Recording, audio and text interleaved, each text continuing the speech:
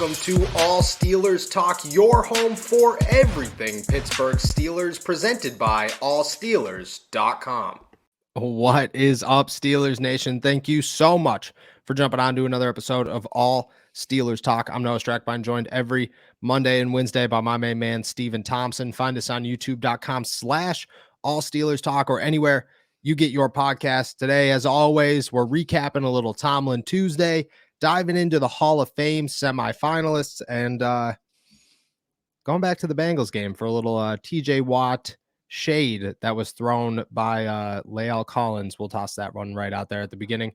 As always, it's a beautiful day out here in the Berg. Best day in a while out here in the Berg. Certainly. How you feeling, my friend? Feel good.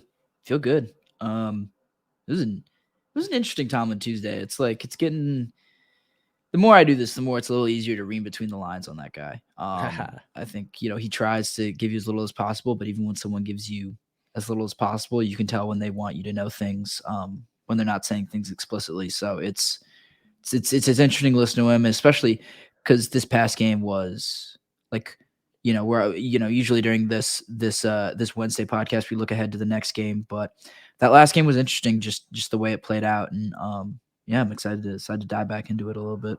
Yeah, I feel like the Monday night game kind of like shies you away from looking too far ahead because you're so long before the game. But give me what were you feeling there? What you got an example of reading between? Because I agree, Mike Tomlin is a bag of little words, lots of phrases, and a ton of meaning. But you have to understand who Mike Tomlin is before you actually get that meaning. That's why shout out to the buddy. We're going to talk about this twice, but did you notice who asked the first or second question there and got a one-word answer? And I was like, yeah. Alrighty. Yeah. It's very Kenny made some I forget what the word was, but it was like exemplary or something throws, stepping up in the pocket. And again, not wrong, but we're talking about how great Kenny is and how everyone else is letting him down. I don't know. I'm not a Kenny hater, but man, there's one guy in that press conference every week who is really looking out for Kenny. Who loves that guy. Shout out to him though. Like a lot of respect for showing back up, because I'm taking a week off. Like if I asked that question to Mike Tomlin and I got those responses, I'd wait until after the Colts game and be like, I'm not traveling to Indy. This is fine. I'll be there on Tuesday. But good for him. Good for him. Well, a couple of things that he did talk about. The first one, obviously injuries. We've got to recap the injuries. Jalen Moore and a hamstring, Mason Cole a foot, was seen in a walking boot yesterday at the locker room. And then the third one was Miles Boykin, who has an oblique injury. I won't lie, I'm not even 100% sure what an oblique is, but I've been just rolling with that one. Just like, that's a medical term, no doubt. All three of them somewhat expected to practice throughout the week. All uncertain for Monday, except for maybe Mason Cole. He's been through this a couple of times this season. Do you expect this early? Do you expect anybody to miss Monday's game? Do you kind of look at it like, oh, maybe this isn't, the easiest opportunity for Jalen Warren to get back or Miles Boykin to get back? Yeah. Mason, like you said, like you alluded to, Mason Cole, I'm not super concerned about. I think he'll probably be out there. Boykin and Warren, I think, are more up in the air. I think the fact that, because Jalen Warren's injury was real early in the game, I think the fact that he didn't come back, that tells you a little bit of something. But again, like you said about the Monday night game, like our timeline has been pushed back even by a day, but still we're still early in the timeline. So I think there'll be a lot that happens over the course of this week that tells us a lot more. Right now, it just seems a little foggy, a little hard to tell. Do you look at it as an opportunity for Najee to kind of showcase himself because he had a good game, back-to-back good games, over 90 yards, multiple touchdowns. If it's just him out there, you can't really expect Benny Snell to take on much workload if he touches the football at all. But do you look at this like, this is Najee's chance to just kind of shut a lot of people up? I think he's done that already, quite honestly. Like, I don't know. I'm not worried about Najee anymore. Like you said, back-to-back good games. I think it will tell us something if he is able to do this without kind of the threat of Jalen Warren out there. So to that extent, yeah, probably. But No, I don't think it changes a whole lot for Najee. I mean, like I don't know if Najee didn't prove anything over these last 2 games to you. I don't think he's going to prove anything more to you. I guess this Colts team. It's probably a bit of a better defense than they've faced the past couple of weeks, but no, I don't think Najee can. You'd like to keep seeing him do it consistently, but I don't think he can really show me anything this week that I didn't already know about him or didn't see over these past couple weeks. Yeah, I agree. I have the same mindset when it comes to Najee. I think that the last 2 weeks have just been what we've expected all season long, really. But I do look at it as an opportunity to say, like, okay, look, like a lot of people think that I can't win games for this team. Maybe I could, maybe I could go out here and put on a huge show. And even if they don't walk away winners, like, be like, all right, well, Najee Harris was a bright spot of the offense by himself with no help for a second game in a row and a bright spot in the offense for 3 weeks in a row at this point. Cause there's still a lot of fans out there that, are very, very timid, I would say, on edge about Najee in this season. I think a lot of that could go away with a good performance in Indy, but I agree. Like, it's not like a lot to prove in my eyes and your eyes. He's been pretty fine. The other side of Mike Tomlin is Kenny Pickett and Deontay Johnson. We'll start with Kenny, who's had 2, I don't know, how do you want to classify this? Okay games, like better than normal games. Yeah. I guess. Yeah. I mean, I felt like the Bengals game, he had a good half. Yeah. I think you could kind of say the same thing for the Saints game. Yeah. And we got kind of 2 perspectives on 2 different perspectives on this relationship this weekend. I listened more to Kenny. You listened to Deontay's perspective on it. So we can kind of mesh these here, but Kenny was talking a lot about the coverages and the defense and what they allowed him to do. And that was something that I think Mike Tomlin reiterated today. They said that Deontay is, he's the guy, he's the guy that when you're an opponent looking at a scouting report of the Pittsburgh Steelers, he's the guy you circle, probably more than anyone else. And that means they're going to double him. That means they're going to send different coverages his way, a lot of double teams and stuff like that. And that makes it harder to get him the targets that you probably want. The other thing is, I think that we can go back to something that we talked about earlier this week, and the fact that Bengals players called out the Steelers for being predictable. Yep. And I think that plays into this a little bit as well. When someone's being doubled like Deontay is, you'd have a better perspective, on it, given that you were at the stadium. But when a guy's being doubled like that, it's on the offensive coordinator, it's on the play calling, it's on a lot of other people to help him out a little bit. And there's still 2 sides to this coin, then I'll get to that in a second. But like, if you're not able to move Deontay around and disguise what you're doing with him, getting him in different positions, get that extra man off of him, then you're not really doing your job as a coaching staff, I think. Yeah, I agree. And you look at, what Canada, that there's been so much in the last 48 hours of, well, it's not Matt Canada's fault the defense gave up 37 points. I agree with all of that, no doubt. But there's still little bits of what you should be doing that aren't being done. And I think this is a prime example. You get called out for being predictable. Your top offensive weapon gets shut down. It's not like Deontay Johnson. And this was my first thought when Mike said that, when Tomlin said, oh, well, he's the commodity. Teams are going to focus on him. Yeah, they are going to focus on him. But Steven Diggs doesn't get shut down like that. I mean, the second name that came to mind was Michael Thomas. He doesn't really exist anymore. Justin Jefferson doesn't get shut down like that. Jamar Chase, T. Higgins, they don't get shut down like that. And I get that that's a whole other level there. I understand that, but you could take it to a smaller degree. Christian Kirk doesn't get shut down like that. Hunter Renfrow doesn't get shut down like that. There are guys that are on Deontay Johnson's level that still have great games. And on top of that, there is no chance that defenses are not watching George Pickens 11 games in and saying, yep, Deontay is the guy we got to double at all times. I don't even care if George catches the football. You do not let Deontay touch the ball. I think it's more of, what Deontay's doing, just like you said, is predictable, and you're allowed to just do the same thing. And maybe Canada at that point just kind of like gave up on him, which is, a reflection of him. Yeah. And I guess there is that point about like George Pickens had a good game. Pat Freiermuth had a good game. Like there's that to think about. But yeah, I totally agree with you. Like if Deontay is the guy that he said he is, that he's getting paid like he is, that he wants to be, that he thinks he is, like all of those things. If Deontay wants to live up to his reputation as this number one guy, you got to deal with double teams. This is the life of being a number one receiver in the NFL and one of the highest paid ones in the NFL. So he's got to fight through it just as much as his coaches and his quarterback and the rest of his teammates have to help him out. Yeah, they do. And that kind of leads into what Mike said on Kenny, which is that he's pleased. He likes the direction that he's moving. However, could it be faster? Absolutely. The exact quote is, could it be faster? Absolutely. I don't think anybody is patient, including Kenny. This is not a patient man's business. You work while you wait. That's what he and we are doing. He is doing a nice job in general. I agree with that. Kenny is taking steps forward. He hasn't turned the ball over in 2 weeks. He's thrown a touchdown now. He's led an offense to 30 points.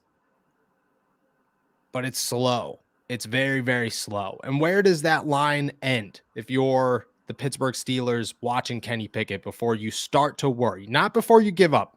I'm not giving up on Kenny Pickett. But where is that line before you start to worry to say, all right, this is going real slow? I don't know. I've tried really hard to not be a Kenny alarmist. I'll said it once, I'll say it again. This is a rookie quarterback in one of the worst offenses in the league. That's it's just so hard for me to, I don't know. He's when he's I think the biggest thing that I've taken away from it is how he's taking care of the ball. I think better as of late, kind of relative to where he was when he first kind of took over the starting role. And I think that's what I'm looking for most. And a lot of the conversation I think recently has been about the throws that he's missing or the reads that he's missing. I don't know, for a guy at his level right now, just in his station where he's at, I'm real comfortable with him just taking care of the ball, making the plays that are right in front of him. Obviously he's missing those, that's where he can improve, but yeah, I think as long as he progresses, I'm not quite honestly, the speed doesn't concern me as much as it does just the fact, you want him to take steps forward. I can't say I'm as concerned about how big those steps are.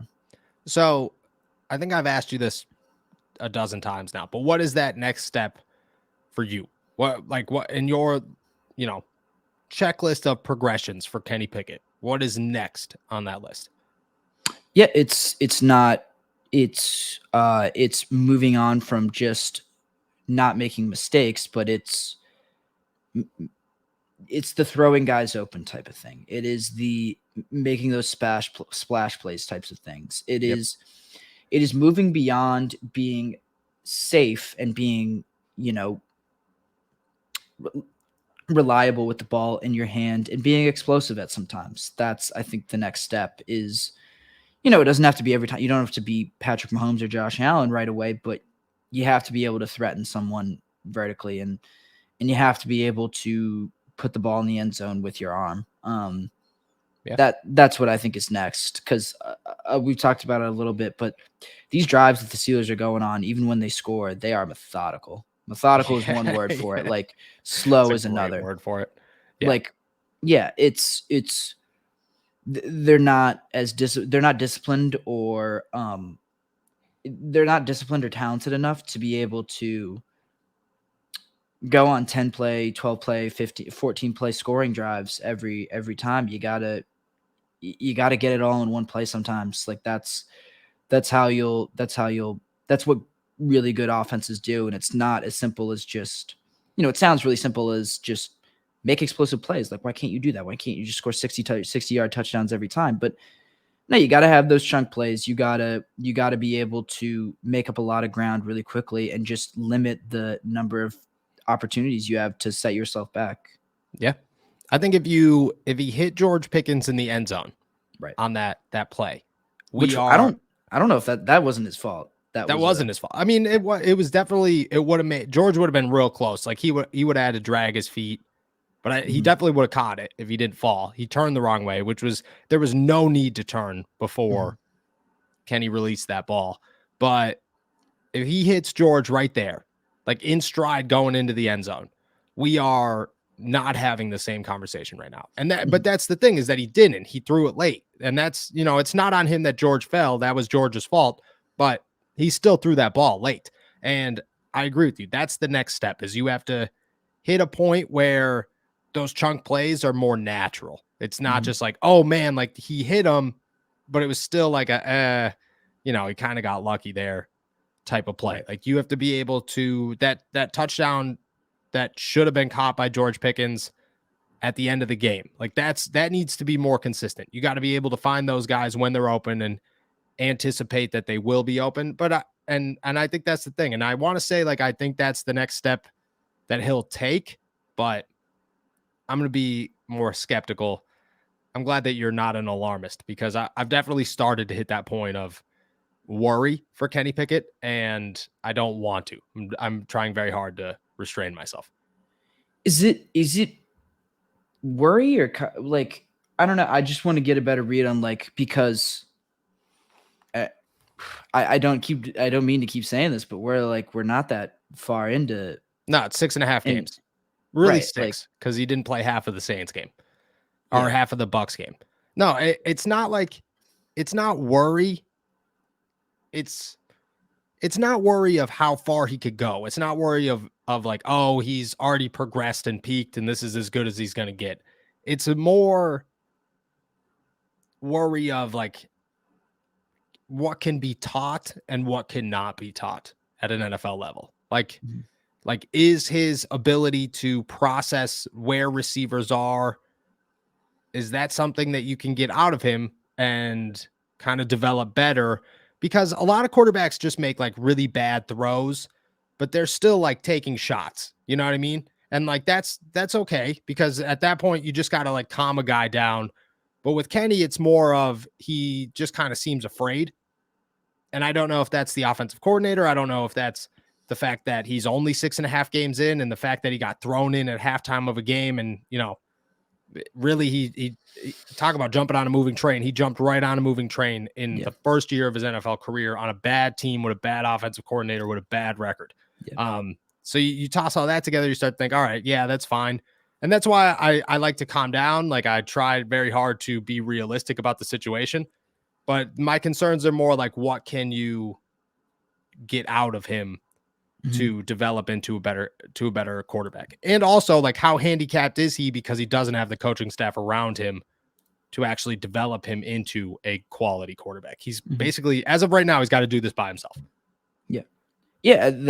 From a coaching perspective and a talent perspective, like, I think that's worth asking too. I think especially the talent one, the talent question, like that's worth asking too. If they go get one of those, there are a ton of great receivers in this draft. If the Steelers are able to pick real high and go get one of those guys, are we having these same conversations again? If there's a more diverse kind of set of weapons for him to work with, if there's a better offensive line, and then of course we have to come back to the offensive coordinator like we always do. But yeah, I'm, those are all worthy questions, but that's a good point. I definitely see where you're coming from. Yeah, it's just and again, like, I'm glad that you are much more relaxed about the situation, because it pulls me back when I start to get going. But there are definitely concerns. All right, I do want to talk about 2 Hall of Fame semifinalists for the Pittsburgh Steelers, and La'el Collins calling out TJ Watt for apparently crying at the end of the Bengals game. Not actually crying, but we'll get into all that. But first, we got a special word from our boys over at Manscaped as we approach their biggest sale of the year. It's never too early to play holiday music, and it's never too early to start thinking about gifts. Whether it's for a friend or the friend in your pants, you can make this a season to be jolly with Manscaped. Do your little drummer boy a favor and use the Lawnmower 4.0 to avoid another silent night in the bedroom. Then add in Manscaped's top-of-the-line shower products to have the people thinking, all I want for Christmas is you. Santa cares about a sack, and so should you. Look nice when you get naughty by going to manscaped.com and using our code Steelers20 for free shipping and 20% off. For everybody out there listening, huge Manscaped fans, we already know this weekend, right through Cyber Monday, is their biggest sale of the year. You want to jump on it. Trust me. The Manscaped's Platinum Package 4.0 is the one-stop shop for the man who deserves it all. It has everything needed to help you deck the halls from face to balls just in time for mistletoe season. The Platinum Package has each product from the best-selling Performance Package plus Ultra Premium Body Wash, Ultra Premium 2-in-1 Shampoo and Conditioner, and Ultra Premium Deodorant. It's the best way to smell fresh from your Santa hat to your candy cane. The Lawnmower 4.0 body trimmer and the Weed Whacker nose and ear hair trimmer feature proprietary advanced skin-safe technology to protect your delicate presence. Plus, both are waterproof, so there's no issue clearing the snow out of your driveway. There's also a 4000K LED light on it, so you can light the way just like Rudolph. Now that you've groomed your candy cane, it's time to make sure you don't smell like a reindeer with the Platinum Package's shower products. All of the Manscaped shower gear is sulfate-free, vegan, and made to have your skin feeling hydrated and smelling fresh. But smelling good doesn't stop at the shower. The Crop Preserver Ball Deodorant and Crop Reviver Ball Toner can solve stank problems all day long. Once they touch your sack, you'll never go back. The Platinum Package 4.0 sitting under the tree is guaranteed to put anyone in the holiday spirit. And for the perfect stocking stuffer, add in the brand new Body Buffer, an incredible body scrubber that makes exfoliating easy and is a lot cleaner than that old loofah. Get 20% off and free shipping with our code Steelers20 at manscaped.com. That's 20% off with free shipping at manscaped.com and just use our code Steelers20. Manscaped, get your jingle balls ready for the holidays. As I said, they are holding their biggest sale this weekend, so definitely make sure to go check that one out. They sent me a flag. Do I have the flag? A flag? Wow. Oh, I do have the flag. So I'm trying to convince my fiance here. Let me get through this. I'm trying to convince my fiance to, I say we hang this bad boy up right in the front yard. Yeah. Right on. Wow. Huge. Your balls will thank you. Yes, they will. Thank you. Wow. I got an email, right at the beginning of the month. Me and Sam, that's our sponsor, go back and forth at the beginning of every month, just talk everything out, make sure we're all on the same page. And then he was like, "You want a flag for your studio?"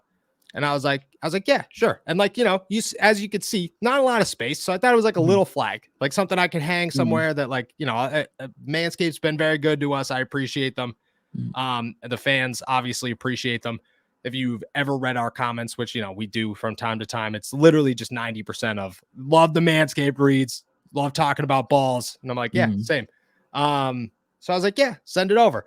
Then I opened it up and it's ginormous. And I'm like, well, I don't have the room, obviously. So we have to think of other ways to play it. And I say, stick a flagpole right in the front porch or right in the front yard, hang it up. Maybe put an American flag above it or something. Right. I was going to say salute it every day. Go out and... Every day. Just do the little Manscaped. Your balls will thank you. And get on with your day. Every single morning. She's not on board with it, but that's shocking. That's shocking. I was also very surprised. But we're slowly but surely we're getting there. We're getting there. All right. Let's talk about the 2023 Pro Football Hall of Fame class. The Steelers have 2 semifinalists. I think we got to talk about Hines Ward first. The 2 are Hines Ward and James Harrison. This is Hines Ward's 7th time as a semifinalist. Everybody knows his accolades. He's, Super Bowl MVP. What is he? He's a 2-time champion, 3-time All-Pro selection, 4-time Pro Bowler. He's the hardest hitting wide receiver in the history of the NFL. Semifinalist again. I don't think anything changes this year, and that's super hard to say, but I think the bigger question is, do you ever see Hines Ward finding his name into the Pro Football Hall of Fame?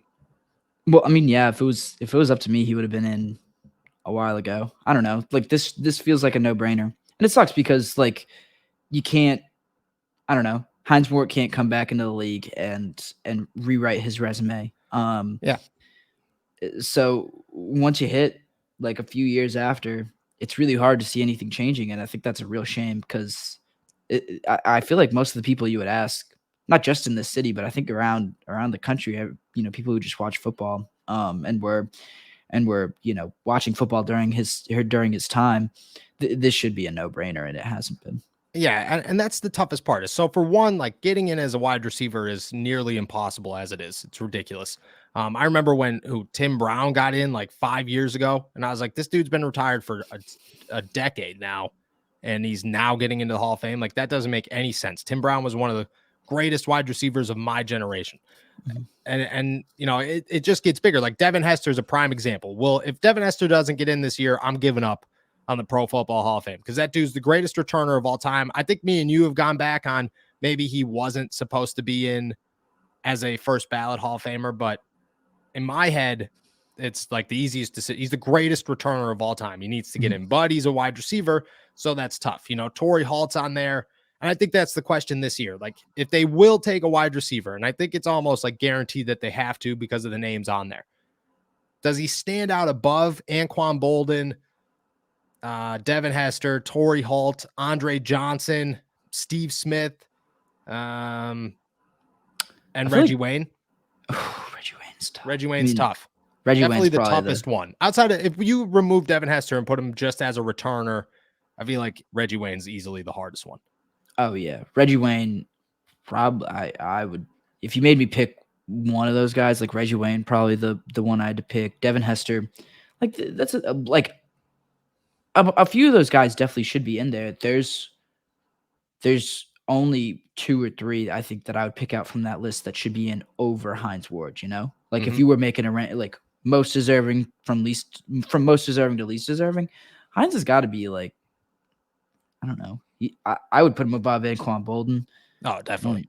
I think he's right there with Torrey Holt, like him and Torrey Holt. But Torrey Holt's another one, like should have been in a while ago. Yeah, this shouldn't be this hard. Like I'm also pro. Like most of the time when I'm like thinking about whether or not someone should be in the Hall of Fame or not, it's a gut thing. Like yeah, they were good. Like I just kind of do it off the top of my head. Like I don't feel like I feel like if these guys are big enough names that maybe it's different for offensive linemen or whatever. But I'm very liberal with my my Hall of Fame allowances, I guess. No, but I agree with that. Like it shouldn't, like the whole 5, and my dad is a very strong proponent of you got to keep it to 5 because then anybody gets in, it turns into the Basketball Hall of Fame.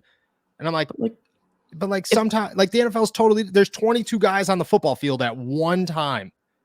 And then you add special teams into that. And you're telling me that you only 5 of these guys out of 32 teams get in every year. Like that's ridiculous. That's how you end up with guys, like, on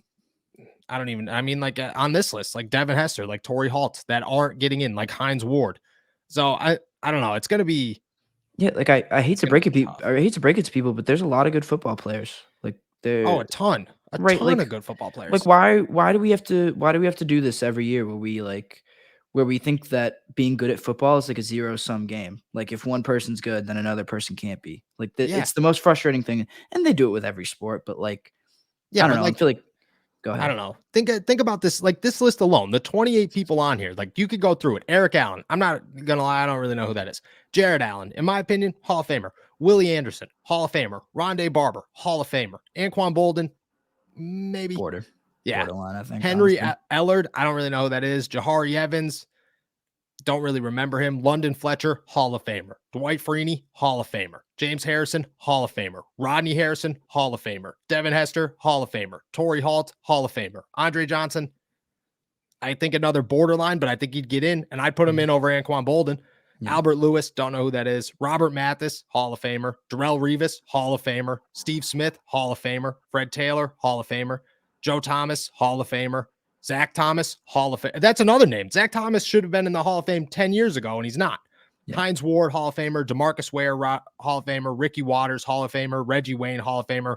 Vince Wilfork, Hall of Famer.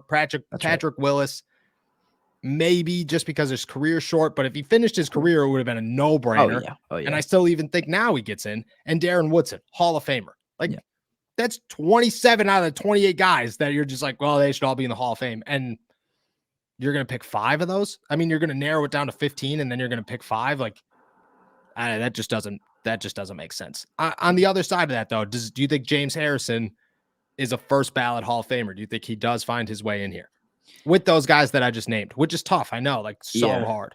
Yeah. I mean, it comes down to, like, I think he should be in, and I don't think you need to, like, you should have to, like, consider, like, first ballot, second ballot, whatever. But, like, there are a lot of guys on there that need to make it in before James Harrison does. Yeah. Like, that is just, because they've waited too long, and, they've had, some more decorated careers. Like, he has a tough resume to stack up against those guys. Oh, he's got, like, so hard. Yeah. So hard. And it just doesn't make, like, because again, like, you're right. Like, Jared Allen, they're right on the line there. London Fletcher, I don't think this is his first time up, but like London Fletcher to me was a Hall of Famer the second I watched him play. Dwight Freeney's the same way. There's just Robert Mathis. I don't think he's a first bat, or I don't think this is his first time up there. Darrelle Revis is easily getting in. You know what I mean? Zach Thomas, I'm putting Zach Thomas in above James Harrison, but Zach Thomas should have been in 5 years ago. Right. DeMarcus Ware is the same way. And then like Vince Wilfork, was Vince Wilfork up last year? I think he was. Yeah, like, and that's another guy. Yeah. Like the dude redefined. He was the last ginormous big man outside of Ndamukong Suh, I guess.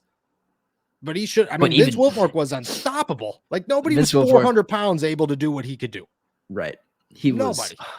That was showing my Patriots fandom again, but like, oh, he was so fun to watch, man. He was just such a joy to like have on your team, man. Like, that's what I'm saying. Awesome. That's the same way with James Harrison. You know what I mean? People like James Harrison was not a 1-year stunt kind of guy, like won Defensive Player of the Year and then disappeared. The dude was the best edge rusher in football for 5-6 years, without any hesitation, and then continued to be dominant late into his career. And still he should get into the Hall of Fame just because of how scary he is as a human being at 40 years old. No doubt in my mind. But it's tough. Like, it's so tough. So you don't think Harrison Bynum, I guess the real question is, how high of a percentage do you think he has to find himself into? Because I do think James it's higher Harrison? Than Hines. Yeah. Oh, really? You think it's higher than Hines? Yeah, maybe at this point. I think at this point. I mean, Hines has been here for 7 years. Like at that point, he's fallen off a little bit. Yeah, that makes a lot of sense. Just like if Hines hasn't gotten in by this point, probably won't. Like the odds that at least James Harrison is just starting his clock, Mm-hmm, exactly. Oh, if James Harrison never gets in, that's ridiculous. Like Hines Ward not getting in is ridiculous. But like James Harrison was a generational, like one there. Like you could look at this name, like these names, and like Jared Allen, Dwight Freeney, Robert Mathis. Who else was coming off the edge? DeMarcus Ware, Ricky Waters is an edge rusher. No, Ricky Waters is a safety. But just those 4 edge rushers alone with James Harrison, the only guy that I think I'm going to put over him is DeMarcus Ware. That would be the only name on that. And like the other guys, I'm not trying to take anything away from them. They're all Hall of Famers. Oh yeah. But like James Harrison was unstoppable for a long time, like unstoppable. So I don't know. I agree with you though. I don't think the Steelers find any of them in the Hall of Fame this year. And it's super disappointing actually that you just got to sit around and wait. And because of that, I think the biggest argument with the Hall of Fame is because of that. Like, I don't know if Heath Miller is a Hall of Famer, but I think he deserves to get farther along that list than he'll ever get. And he never will because, he's not going to compete with these guys on this list. And that these guys are always going to be here. You know what I mean? There's always going to be 40 names that you're like, well, he should have got in 10 years ago, and then that'll keep getting bigger. The NFL has to certainly adjust. Yeah. Because it just doesn't make sense. All right. Last thing I want to talk about here is Bengals offensive tackle La'el Collins decided after the game that he was gonna let the people know that TJ Watt wasn't really having it. So you got to remember TJ Watt finished this game in week 11 with 6 tackles, 2 pass deflections, half of a sack, and an interception that was nearly impossible to come up with, but somehow he did. But to La'el Collins, this is what he had to say. He told reporters after the game, TJ knew he had to line up against me, so explicit, at the end of the day, he was crying to the refs. So I'll see him again next year. That's what he said. I don't know. To me, go ahead. This is like the type of thing you can say when you win, and it's like no matter what, TJ can't say anything about it. Steelers fans can't really say anything about it because no matter what, a Bengals fan, a Bengals player can just come back and say, "Well, you lost." You lost. Right, and I don't know. This is TJ's played 2 games this year, or no, not 2 games.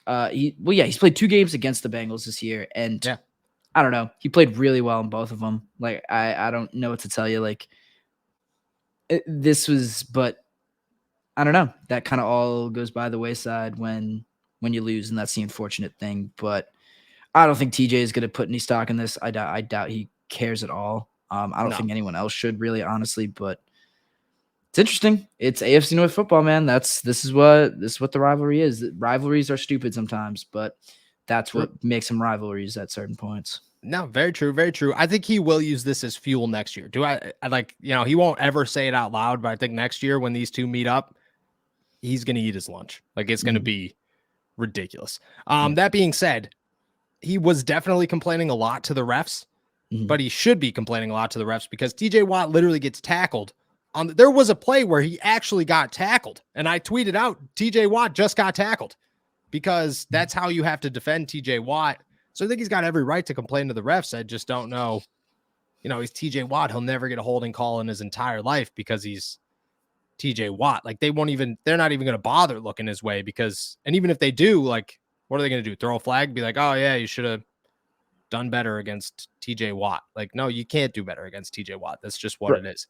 Right. If they called every holding in every game against every star pass rusher, there wouldn't be any real plays. It would just be 5 yards, 5 yards, 5 yards, 5 yards, or 10 yards.